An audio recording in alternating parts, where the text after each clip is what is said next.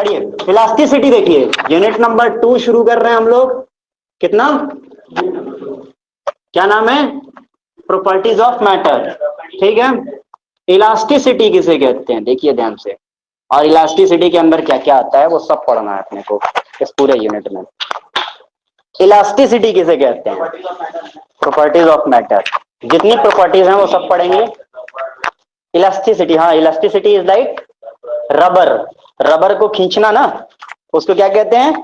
Elasticity कहते हैं। तो इलास्टिसिटी का मतलब होता है, मान लीजिए एक रबर को हमने खींचा तो रबर क्या होता है?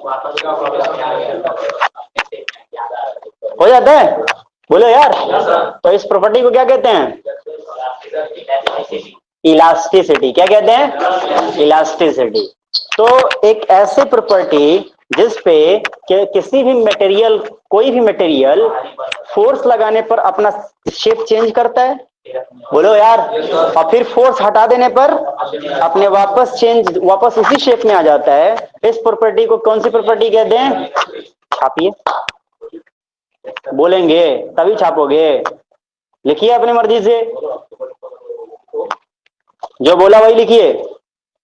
आगे बढ़ते हैं। तो इलास्टिसिटी समझ में आ गई होगी। लीजिए अब प्लास्टिसिटी, प्लास्टिसिटी, इलास्टिसिटी हो गया ना, अब प्लास्टिसिटी जस्ट उल्टा हो जाता है।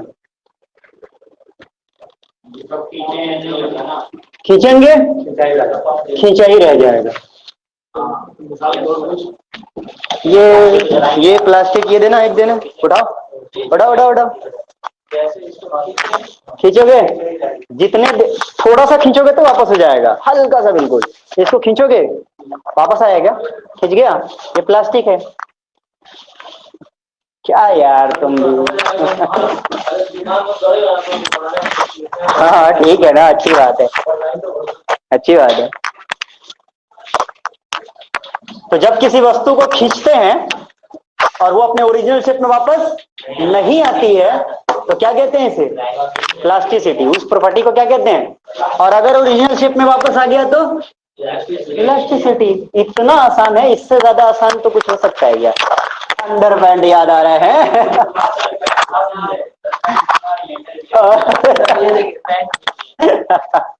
हाँ तो सही बात बोल रहा है ये।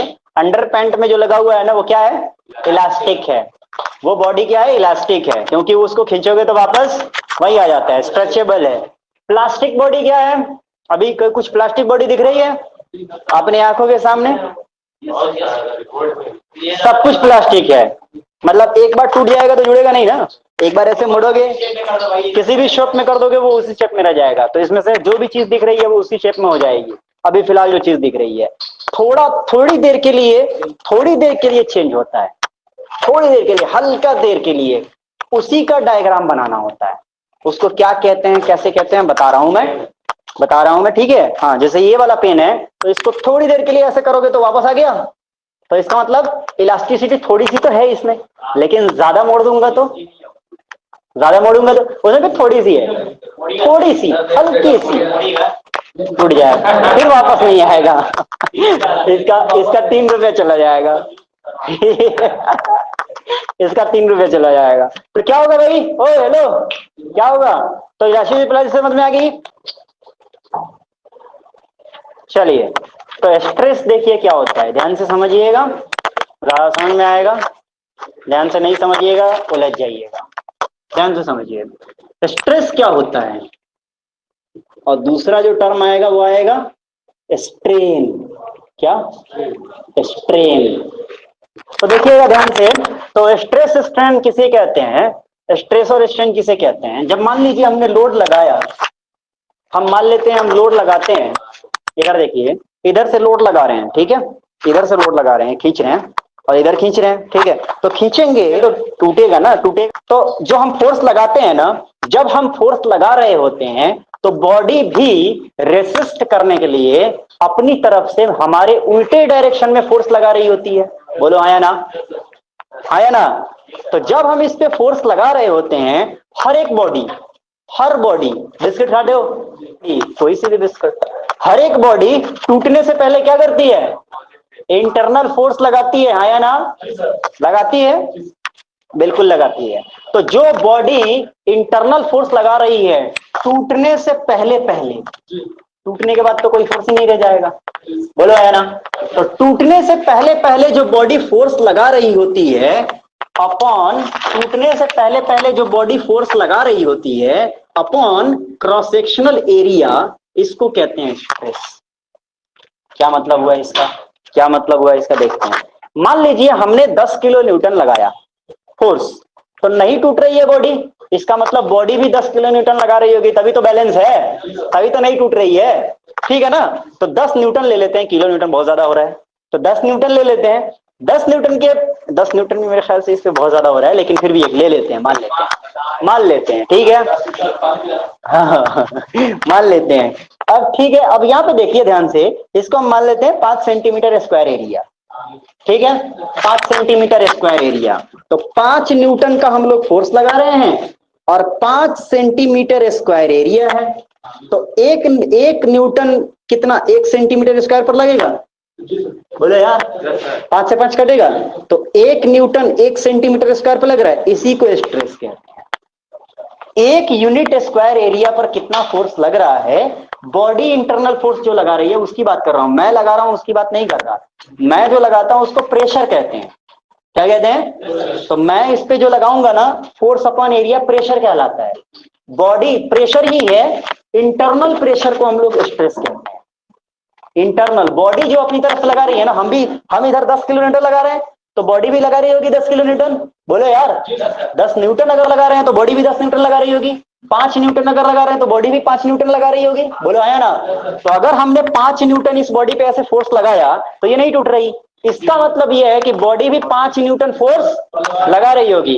तो जब एक बॉडी, जब हम फोर्स लगाते हैं, ध्यान से सुनना, ठीक है, जब हम फोर्स लगाते हैं तो बॉडी भी, कोई भी बॉडी पर, जब हम किसी वस्तु पे, जब हम किसी बॉडी पे फोर्स लगाते हैं तो वो बॉडी भी टूटने से पहले पहले क्या करती है, अपोजिट फोर्स लगाती है, और वही opposite force upon cross sectional area क्या कहलाता है, बोलो आया ना, समझ में बात आई, अरे बात समझ में आई। तो क्या कहेंगे हम लोग कि जब when we applied a force on any body, the body will apply in opposite direction, force in opposite, same force लेकिन opposite direction, in opposite direction, this internal resistance force, नहीं, not upon cross sectional area, कौन बोलेगा, this internal resistance force upon cross sectional area is called, इसको denote कैसे करते हैं, sigma से। Definition लिख लीजिए, 2-3 तरीके का स्ट्रेस जो है हम लोगों को पढ़ना है। पढ़ना क्या है, मतलब डेफिनेशन जानना है। ए भाई, ये इधर देखना यार, देखिए इधर, अगर हमने इसको खींचा, तो इस पे कौन सा फोर्स लगा रहे हैं, हाँ, स्ट्रेच कह सकते हैं या टेंसाइल कह सकते हैं। एक्सटर्नल तो सब पे लगेगा ना गधे, हाँ तो एक्सटर्नल तो सब पे लगेगा ना, ऐसे भी लगाओगे तो भी एक्सटर्नल ही है। एक्सटर्नल का मतलब क्या होता है, बाहर से ही लगा रहे हो ना इस बॉडी पर, एक्सटर्नल तो सभी होगा। तो अगर हम खींच रहे हैं टेंसाइल, ठीक है, तो इस स्ट्रेस का नाम क्या होगा। तो अगर हमने किसी बॉडी पर टेंसाइल फोर्स लगाया, ठीक है, तो बॉडी क्या करेगी, बॉडी भी तो फोर्स लगाएगी ना। तो अगर हम फोर्स लगाए हुए हैं टेंसाइल, तो नाम क्या होगा, टेंसाइल स्ट्रेस।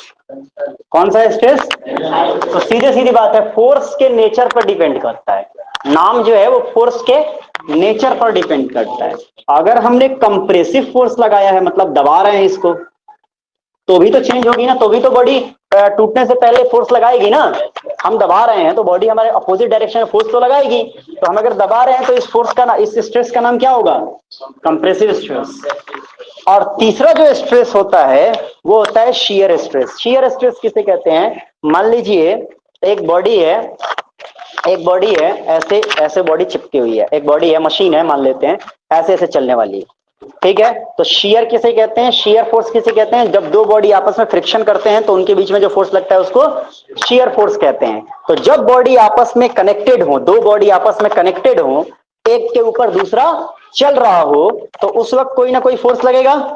तो जब फोर्स लगेगा, जहां फोर्स लगेगा वहां रेजिस्टेंस फोर्स तो लगेगा ही लगेगा। एक इधर जा रही है, दूसरी इधर जा रही है, तो ये नीचे वाली चाहेगी इधर जाना, इसको भी लेके जाना, और ऊपर वाली चाहेगी इधर जाना, इसको भी लेके जाना। तो दोनों एक दूसरे का अपोजिट जा रहे हैं, बोले यार।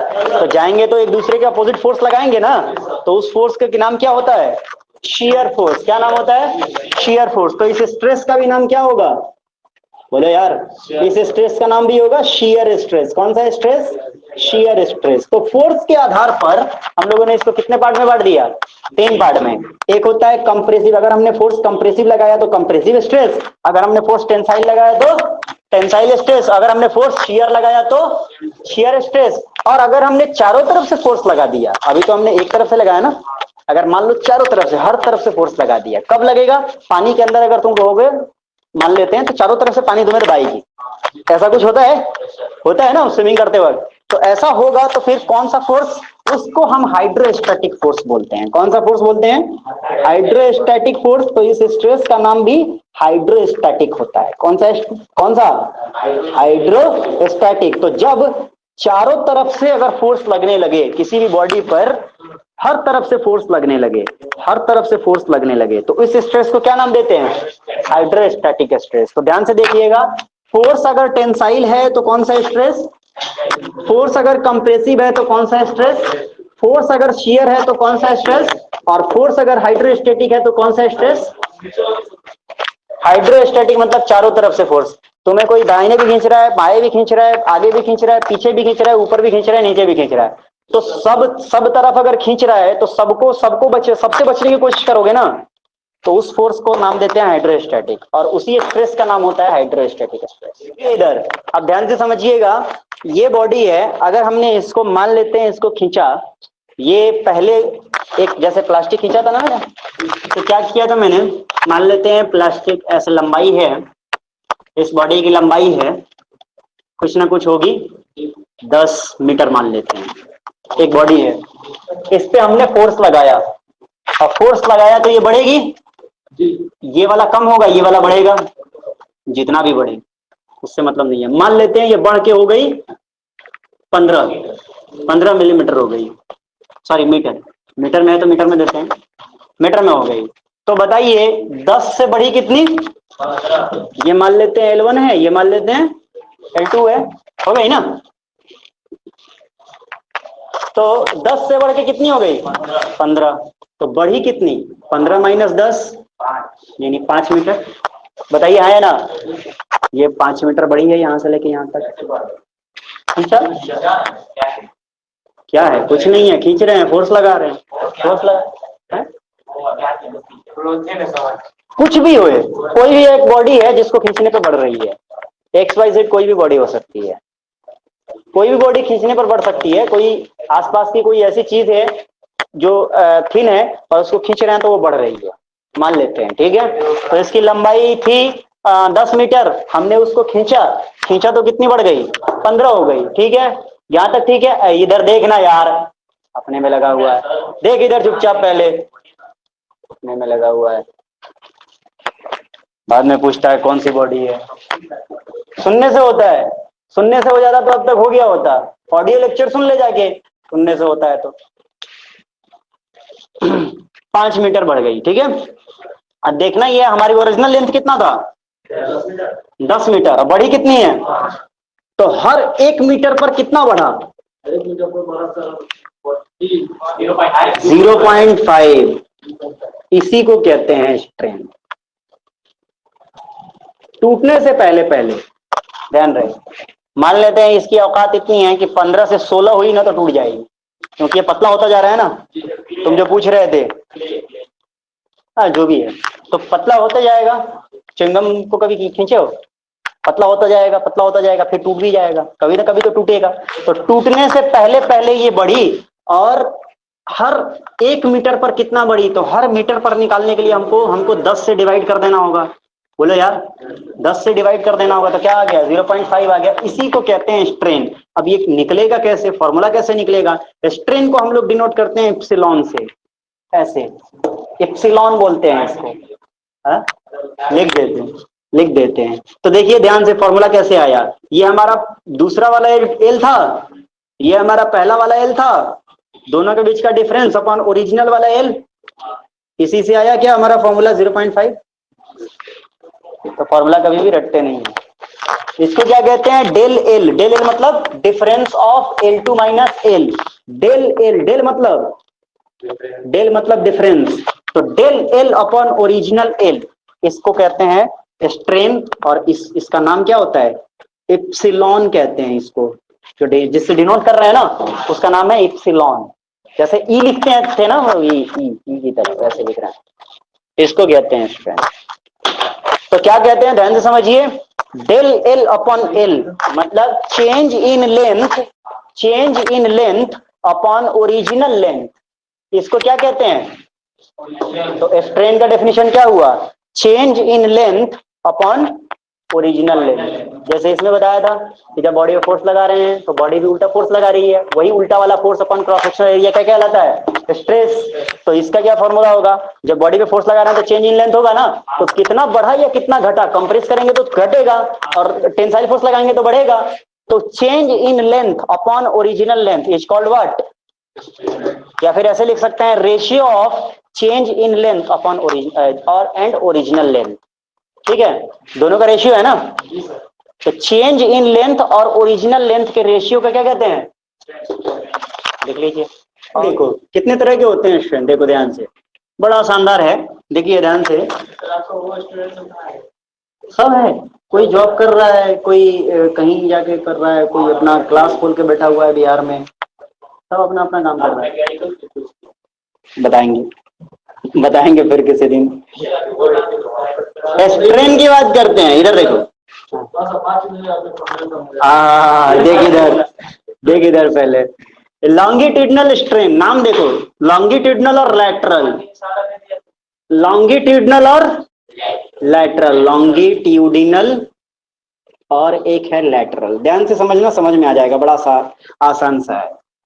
क्या हो गया, वो नहीं छापे हो, बाद में छाप लेना। इधर देख, लॉन्गिट्यूडनल और लैटरल आसान है। जिस तरफ फोर्स लगा रहे हैं तो ध्यान से देखोगे तो ये वाला कम होता जाएगा क्या, जिस तरफ फोर्स लगा रहे हो तो ये कम होगा और ये बढ़ेगा। तो इस तरफ फोर्स लगा रहे हैं तो इस डायरेक्शन में बढ़ेगा क्या, और ये वाला भी कम होगा, है ना। तो जिस डायरेक्शन में फोर्स लगा रहे हैं उस डायरेक्शन का जो स्ट्रेन होगा उसे लॉन्गिट्यूडनल स्ट्रेन कहते हैं। और उसके जस्ट अपोजिट डायरेक्शन में इस वाले डायरेक्शन वाले को क्या कहते हैं, लैटरल स्ट्रेन कहते हैं। तो अगर लंबाई बढ़ेगी तो वो, अगर लंबाई वाले डायरेक्शन में ही फोर्स लगा रहे हैं तो लंबाई बढ़ेगी, उसको हम लॉन्गिट्यूडनल बोलेंगे, लेकिन चौड़ाई घटेगी तो उसको हम क्या बोलेंगे।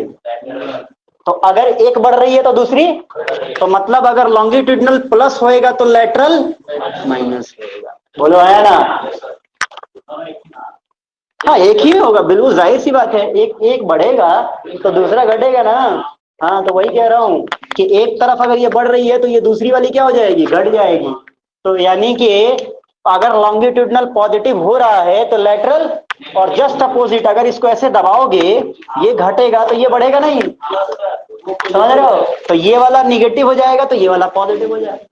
बोलो आया ना। तो यानी कि जिस डायरेक्शन में हम फोर्स लगाते हैं उस डायरेक्शन में जो स्ट्रेन हम लोग देखेंगे उसको क्या बोलेंगे, लॉन्गिट्यूडनल, और उसके अपोजिट डायरेक्शन वाले को क्या बोलेंगे, लैटरल स्ट्रेन। अच्छा दूसरा, दो और, एक होता है शियरिंग स्ट्रेन, अभी बताया था शियर स्ट्रेस किसे कहते हैं, जब दो फोर्स, दो सरफेस आपस में टकराते हैं इस वक्त जो स्ट्रेन आएगा उसको क्या बोलेंगे, शियरिंग स्ट्रेन। अच्छा दूसरा आता है, चौथा बल्कि लास्ट वाला आता है, वो आता है वॉल्यूमेट्रिक स्ट्रेन। कौन सा स्ट्रेन, वॉल्यूमेट्रिक स्ट्रेन। ये क्या होता है, चारों तरफ से खींच करके बढ़ा दिया जाए या घटा दिया जाए, चारों तरफ से, चारों तरफ से पकड़ के अगर उसको दबा रहे हैं या चारों तरफ पकड़ के खींच रहे हैं, ठीक है, स्पंज वगैरह होता है ना, अरे स्पंज दबाए हो तो चारों तरफ से पकड़ के ऐसे दबाते हैं, वाह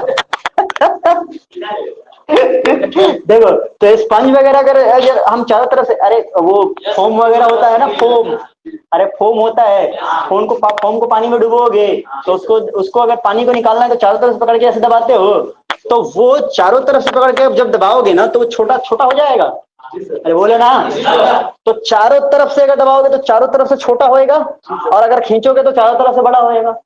तो उस स्ट्रेन को बोलते हैं। हाँ? तो उसको, उस स्ट्रेन को क्या बोलेंगे? अरे इस वक्त स्ट्रेन को क्या बोलेंगे? Volumetric strain. तो अगर चारों तरफ से फोर्स लग रहा है तो उस वक्त जो स्ट्रेन आएगा वो वॉल्यूमेट्रिक स्ट्रेन कहलाएगा। दो सरफेस आपस में टकरा रहे हैं तो उस वक्त जो स्ट्रेन आएगा उसे शियरिंग स्ट्रेन कहते हैं। और अगर फोर्स लगाते हैं उसी डायरेक्शन में स्ट्रेन देखेंगे तो लॉन्गिट्यूडिनल, उसके अपोजिट डायरेक्शन में देखेंगे तो लैटरल। छाप लीजिए।